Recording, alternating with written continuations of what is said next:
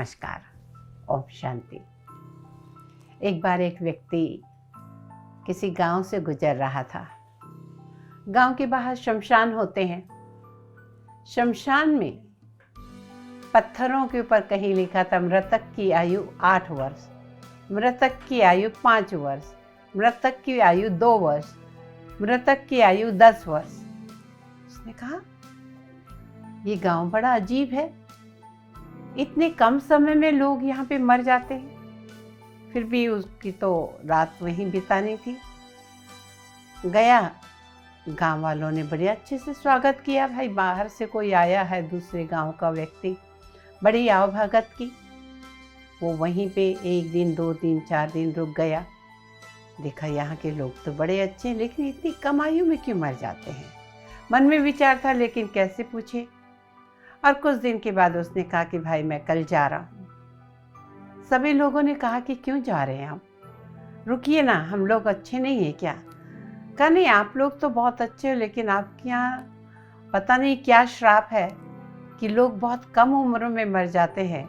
मैं आ रहा था तब मैंने देखा था शमशान के ऊपर कोई पत्थर पे लिखा था 2 वर्ष आयु, किसी पे 3 वर्ष, किसी पे 5 वर्ष, 10 वर्ष, 8 वर्ष।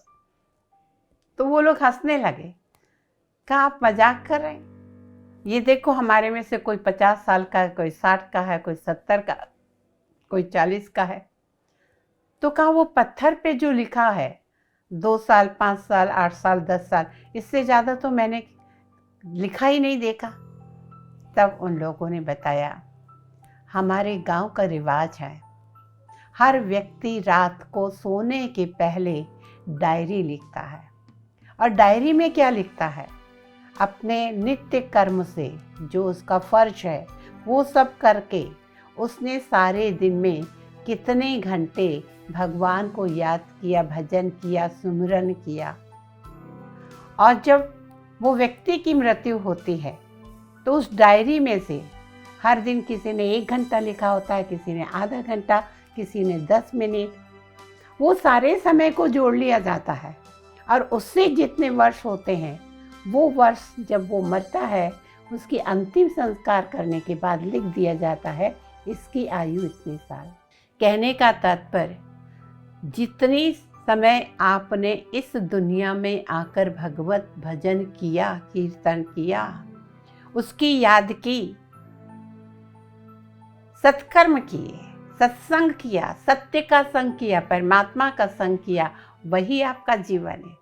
बाकी जीवन तो जानवर भी जी लेते हैं, 4 पैर वाले भी जी लेते हैं, लेकिन आप इंसान बने तो आपने भगवान को कितना याद किया, उस हिसाब से हाँ यहाँ पर वो लिखा होता है। जैसा आप सोच रहे वैसा नहीं। और उस व्यक्ति ने कहा सचमुच में आपके गांव से बहुत बड़ा पाठ पढ़ के जा रहा हूँ। सही कहा कि जीवन वही है जो ईश्वर की याद में बीते। और जब आप ईश्वर की याद में बिताते हैं तो आपसे कोई बुरे कर्म हो ये तो हो ही नहीं सकता। कितना अच्छा पाठ पढ़ाया गांव वालों ने। और वो व्यक्ति कहने लगा कि इससे अच्छी जगह तो मुझे नहीं मिल सकती, और आज से मैं भी अपनी डायरी लिखना शुरू करूँगा। और आज से मैं भी भगवान का भजन, सिमरन, याद, योग जो कहते हैं, दूसरे की भलाई जो कहते हैं, वो भी मैं करूँगा। जब मैं मरूँ तो मेरी डायरी जो गिने जाएं कम से कम वो 100 साल हो। मेरी उम्र भले ही 50 साल में मेरा शरीर छूट जाए, मैं मर जाऊँ, लेकिन मेरे जीने की आयु 100 वर्ष जरूर होनी चाहिए। और वो व्यक्ति वहीं पर रहने लगा। यही बात हम आपके साथ भी है।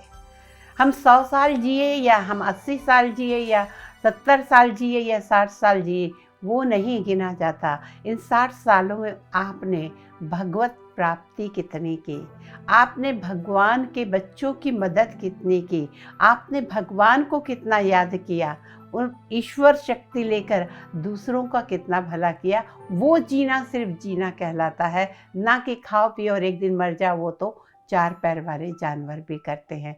क्यों ना हम भी आज से एक डायरी लिखना शुरू करें कि सारे दिन में 24 घंटे में हम कितने घंटे जिए। जीना वही है जो ईश्वर की याद में जीते। बाकी तो पूरी दुनिया जी रही है, सभी पशु पक्षी सभी जी रहे हैं, लेकिन हमारा जीना उतना ही कहलाएगा। आज के लिए बस इतना है, फिर मिलते हैं अगले संडे। तब तक के लिए नमस्कार, ओम शांति।